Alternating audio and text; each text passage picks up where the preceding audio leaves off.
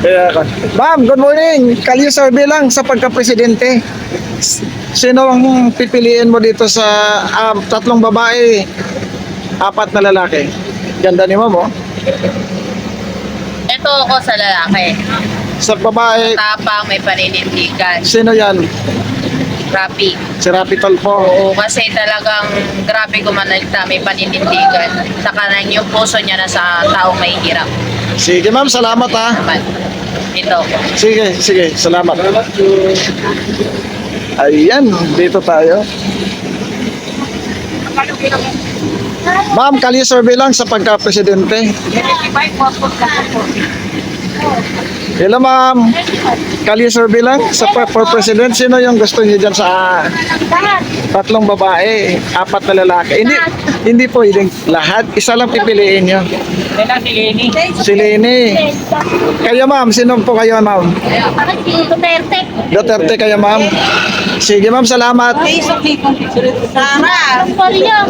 Sara pa rin. Kay Sara kayo ma'am. Kayo ma'am, sino po gusto niyo ma'am? Wala pa, hindi ko pa naiisip yan. Okay, salamat. Sara. Okay. Doon.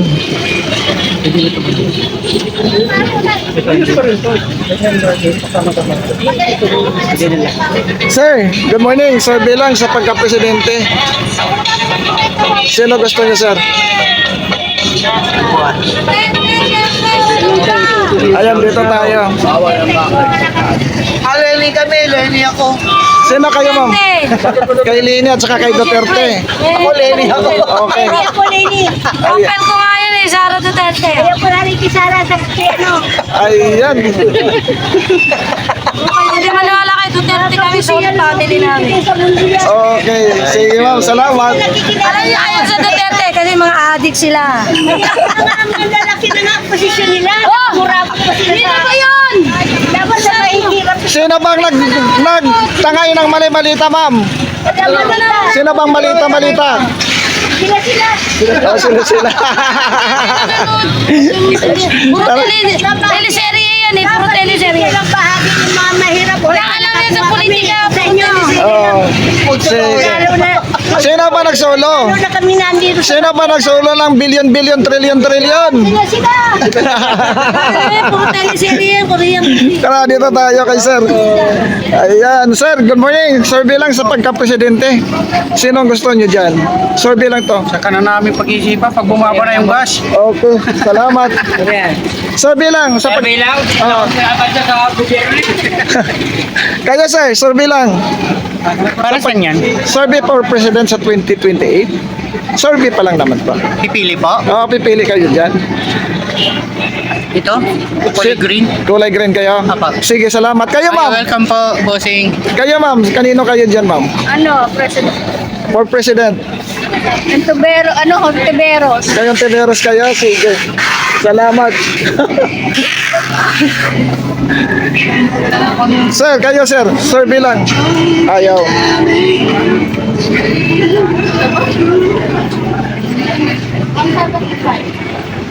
Good morning, mga ma'am. Survey lang sa pagka-presidente. Sino ang gusto niyo dyan? Sara po. Kay Sara. Kayo, ma'am. Sara. Kay Sara din kayo? Dalawa?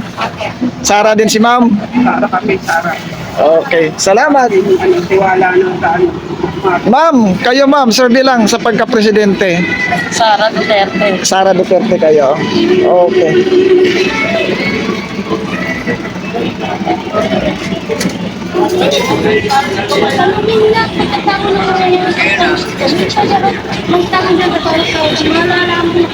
Sir, good morning. Sino gusto niyo dyan, sir?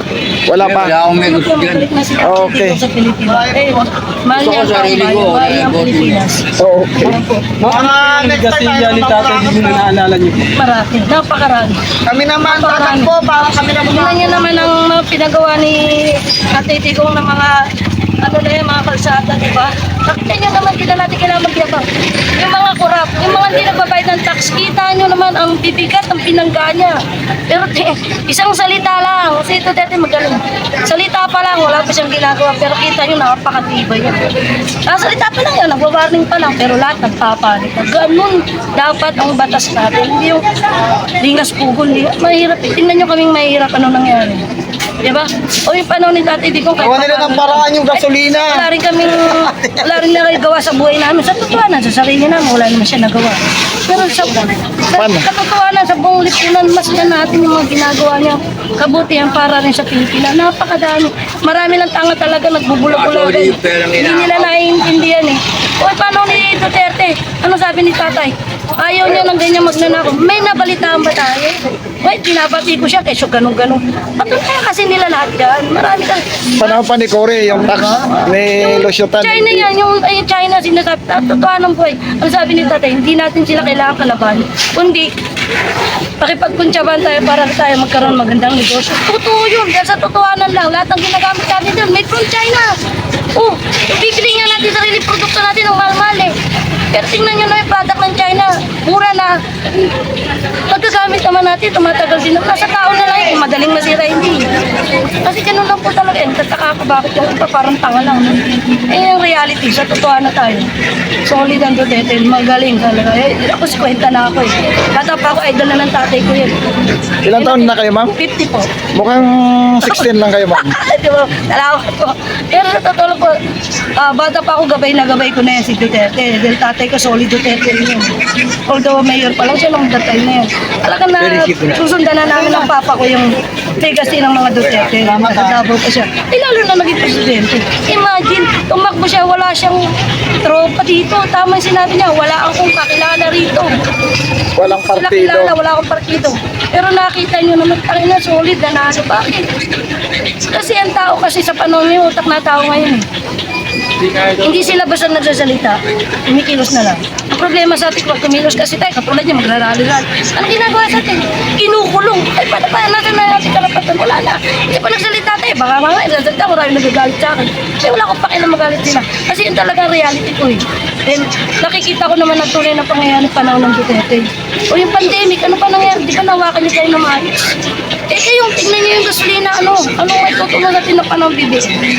Hindi pa nga, wala pa nga nangyayari, may mga pondo pang gasolina, anong ginawa? Tinaasan na nila na tinaasan. Bakit? Ano nangyayari dyan? Sino ka pang tsabahan dyan? Kailang taas ang agad ng gasolina?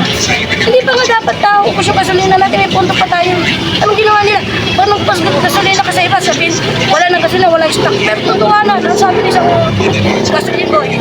Ano sabi niya, bakit kailangan ihinto na ang pag-susupply ng gasolina? Eh, meron pa tayong pondo. Totoo. O ngayon, magkano ng gasolina? Ano na may mangyari sa taong bayan? Wala na. Kaya ang akin lang po, sana nga po, manalo si Tita Inday Sara Duterte for President. Alam po. Ma'am, alin po ang mas safe na panahon? Kay Tatay Digong o Ay, kay siyempre, BBM Duterte ngayon? talaga. Duterte talaga, sa totohanan. Yung mga addict ko sa amin, dati mga zombie. Ang panahon ni Duterte, puta. Sabi nga ng asawa ko pag lumalabas eh, uy dati, ang ganda, ang pangit-pangit niya, mukhang pakta. Uy, yung isa, ang pangit-pangit, nakakatakot yung mukha. Paano panahon ng Duterte, nagmukha na ulit tao. Uy, ang ganda pala niya, nagwapo pala niya, imagine. At saka talaga doon sa lugar namin na nahihimik talaga. Yung crowded na, sugal dito, maingay dito, labas-pasok, sino-sino. Nung panahon ng Duterte, talagang alas 6 pa lang, wala nang tambay. Pati mga bata, ay, punta kayo sa lugar namin. Layo pa lang, nabulubungin ka na eh. Uy, dito ka sa amin magshabog. Saan lugar niyo, ma'am? Secret na lang po. Ganun na nga yung kalupit. Magsasalubungan, pati mga bata nagiging nagiging partnership na nila sa trabaho nila. Na, oh, dito ka sa amin magshabog, 50 pesos. Imagine. Pero ang polis, ang bubulag-bulag. Bakit? Ganun, bakit? Tapos sasabihin nila, masama ang Duterte. Bakit? Kaya lang naman nagiging masama ang Duterte. Until involved kayo sa drugs eh. Involved kayo sa crime. Eh bakit naman dami-dami tao, di ba? Hindi naman tayo lahat na-apektuhan ng patayan na yan. Dahil hindi tayo involved doon. Eh involved ka lang naman dyan. Pagka, yun, may ginawa kang hindi maganda. Lalo na kung about the drugs ang pinag-uusapan natin. Kasi, parang ginis mo, alam na nila kung sino talagang pusher dyan. So, pinaano yan sa tukamong that time na yun kasi alam na yan eh, tinitimbre, ito si ganito, ito si ganon. O bakit sa dami-dami ng nakatira sa isang squatter? Pinipili lang naman doon kung sino yung sa drugs eh. Hindi naman lahat ni Rig, di ba po? Kaya, ang masasabi ko, kaya lang sila sila na-involve dyan, nagkakaroon sila ng problema kasi may crime silang dinagay. Sino ba matatakot? Yung nakaupo, lulong sa drugs. Ayun na nga po. Sino ba wala nga magkapapatupad? po inipilit nila, hindi. Pag ikaw adik ka, alam mo na, ang adik at hindi. Pag hindi adik ang presidente, mahigpit ang patakaran. Isa pa po yun. Batas ay nasa kamay. Opo. Kamay na bakal. Wala niya yung flood control na yan. Lantaran pag nanakaw, ano nangyari? Hanggang ngayon, tinatakpan nila. Puro, yung 18 months, anong ginagawa? Diyos ko po. Sir, mga taga-NBA, huwag naman po masyado tayong personal. Awa naman po kayo sa 18 months natin na sasabi. Alam niyo po yung ginawa ng 18 months, suicide na yan sa buhay nila. Para ano, makatulong sila sa taong bayan. Huwag naman po natin masyado silang personal. Okay, kay 18 months sila, kay anong trabaho nila, kay whatever. Ang mahalaga, alam nila bye-bye nila ang mga pangyayari sa mga pangyayaring mali-maliit ang pera na yun. Bakit huwag naman po manungkulong natin masyadong personal mga hindi. Pabayaan po natin magkwento sila ng mga pangyayari. Huwag po natin masyado silang gifting kasi tao yan eh. Marunong silang matakot siyempre. Tao yan eh. Kakasuhan mo. Interview ng ganun, huwag naman po masyado. Nasa ombudsman na ang kaso, so, ang napakagaling ng ombudsman, alam niyo po, pag diyan ka nag-complain, talagang, kahit ikaw na nag-complain, imbestigahan ang pagkatao mo niyan. So, kaya huwag na po natin masyadong taga-NBA po, yan na po. Huwag naman po masyadong personal. Diba po, imagine kung interview niyo isa-isa, 18 sila, 18 na abogado. Sino babayad niyan? Oo nga naman. Diba po, kasi kung naman po tayo masyadong sa 18 Marines, sila ang tunay na buhay na saksi sa pagnanakaw sa gobyerno. Kaya pagbigyan po natin sila makapagsalita, kumari, live sila sa Senado. Interviewin sila bakit po ayaw nilang pa-interview sa Senado? Puro lang impeachment. Hindi na natapos. Masalita na nga ang BIR lahat-lahat. Walang pagnanakaw, bakit? Ngayon, pinipilit pa rin nilang butas ng butas. Saan nila nakukuha yung mga kadami-daming butas kapag dinating talaga sa pangyayari? Wala naman. Basura.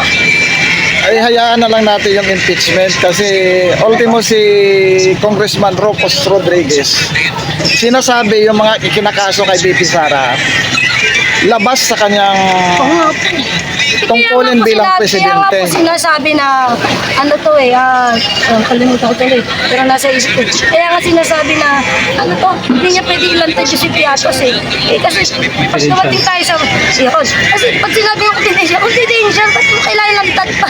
Hindi kaya sila nakakaintindi ng confidential. Sinagot na sila dyan sa Confidential, close door tayo dyan. Kasi mabigat ang nasa ilalim niya. Gobyerno pa rin ang nasa ilalim ng ano na yan. Confidential na yan. sabi ni BP Sara pag linantad si Piatos madidiskaril Yes. yung operation ng national security. Opo. Yun ang iniingatan mo. Kaya kumari nga confidential. Huwag na natin ilantad sa news kung sino ba yung Piatos. Confidential is confidential. Close door yan. Pero bakit parang gusto nila i-vulgar pa? Para ano yung tao, sobrang mapahamak naman. Huwag naman. Apple ma, kung sistema na pinipilit na ilabas kung sino si Melvis Piatos. Ano bang sabi niya? Confidential nga po magkakaalaman din yan sa uli. Magkakaalaman. Ano pong masabi niyo, di ba sabi ni John Vic Remulla, sabi, mas safe na raw ang Pilipinas ngayon. Sir, gising. Yan po. Sige, salamat na ma'am. Salamat, isa na lang ma'am, mensahe mo na lang kaya VP Inday Sara Duterte. Ano po, up po tayo, kailangan manakaw po tayo. Tita Inday Sara Duterte for President! Ma'am, ito na lang. Kaya na kasi nakita kita nag-emotional nung napakit ko si Tatay Digong. Oo, iyak ka Ngayon na po, naman. kung sakaling po makakarap ko ngayon si Tatay Digong, ano pong gusto mong sabihin sa Sabihin ko sa kanya, mahal na mahal siya ng taong bayan. Bumalik na siya dito sa Mag-ingat siya pala.